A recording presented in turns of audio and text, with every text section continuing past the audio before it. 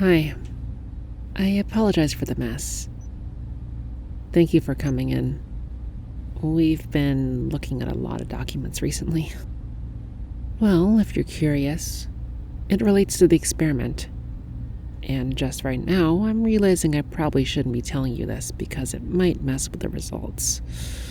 Oops. So, thank you for attending today's experiment. Just for making it to this point, we'll be sure to give you your gift card. Now, can you verify that this is the email that the card should be sent to? You listed it on your intake form, but I just want to double check to make sure you get proper compensation for participating in today's experiment. Good. Seems like we're all squared away. Now then, please, come with me. I'm gonna need you to speak with another researcher for a pre-briefing, and then I'll come back to run a few diagnostics. Alright? Yes. Just step into the next room, please. I'll be right there. Hi, I'm Therra. I'll be giving you a little context on the experiment. So, we've called you in today because out of all the participants, you share the DNA sequence that most closely matches our exemplar. Wow. You saw in the experiment that it was part archaeological study and part psychology experiment, right? Yes.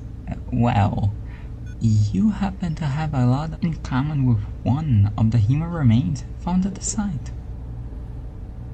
Our working theory is that individuals with certain DNA are more likely to produce fruitful results in our experiment.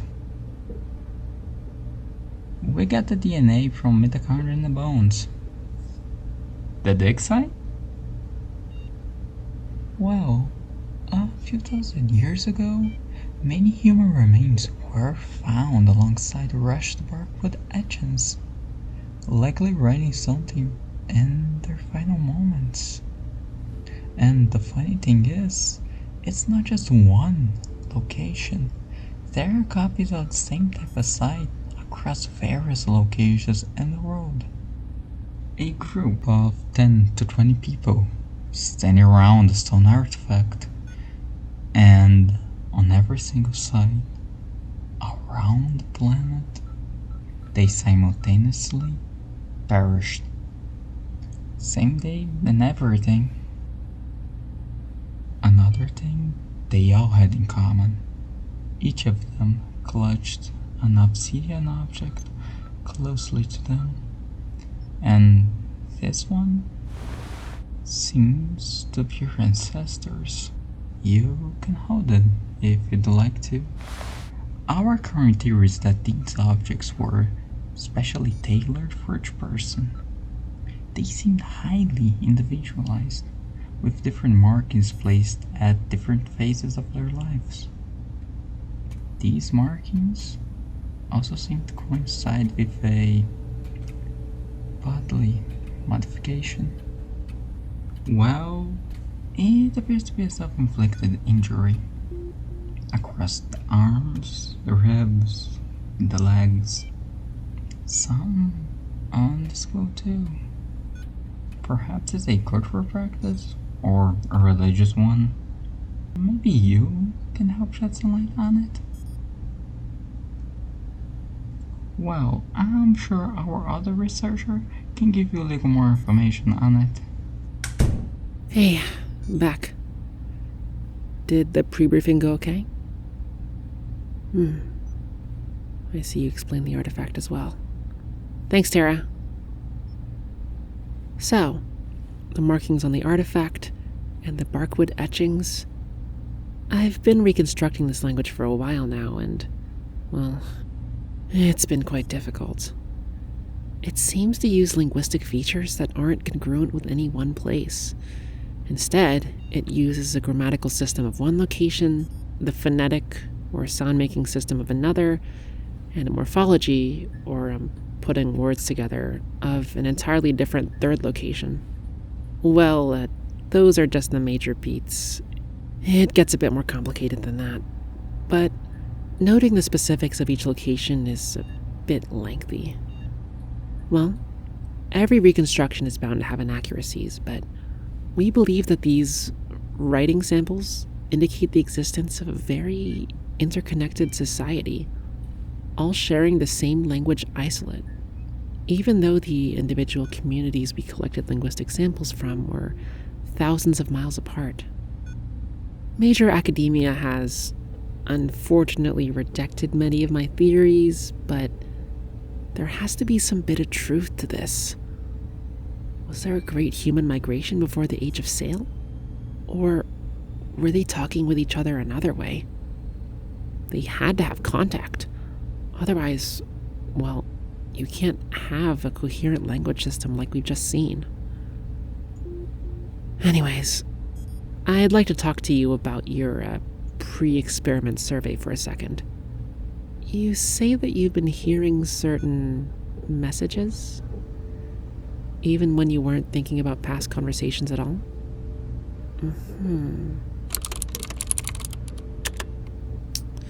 How frequently do you experience these phenomena? And where does it sound like the messages are coming from? Okay. Tell me now, do you have any trouble sleeping at all? Any vivid dreams? Unpleasant dreams? And how do they end? That sounds familiar. Well, I think that's all I need before we can do a few simple tests. I'm gonna start the linguistic portion of the experiment now. I will be reading a short passage, and I want you to tell me how you feel. Okay? Here's the first one. Avis, Jasmine Varna naast, Dadarka akhams, Tam vagam garum, vagantam tam, baram mam, tam manum aku barantam. So, how did it make you feel? Nothing really, huh? Well, that was to be expected, I guess. How about this one? How e hiosme, hulna nehest, so hekum sterkt, so girchum ukum ued. Yeah, not one of my favorites either. Now, I'm gonna need you to hold your ancestor's artifact, if that's alright. Don't worry, it's pretty sturdy, so go ahead. And hold it tight. Okay, I'm gonna read a passage from the site of your ancestor.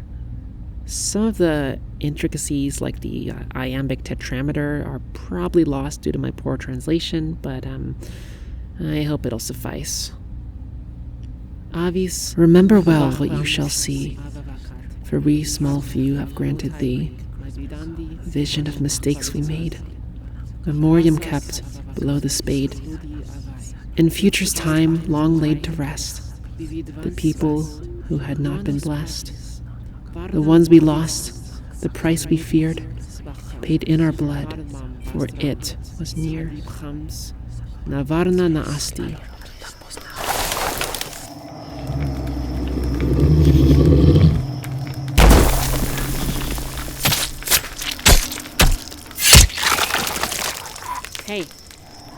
Hey!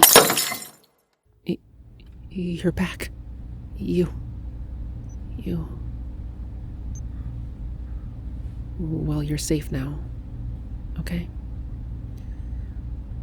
I think that concludes the experiment for today. Let me help you getting up. Considering the turn of events, you don't have to report on what happened unless you want to. Let me just get you a drink of water. Let's just decompress a bit before we decide to do anything. Do you want me to put on some music or something? I'll get you a blanket.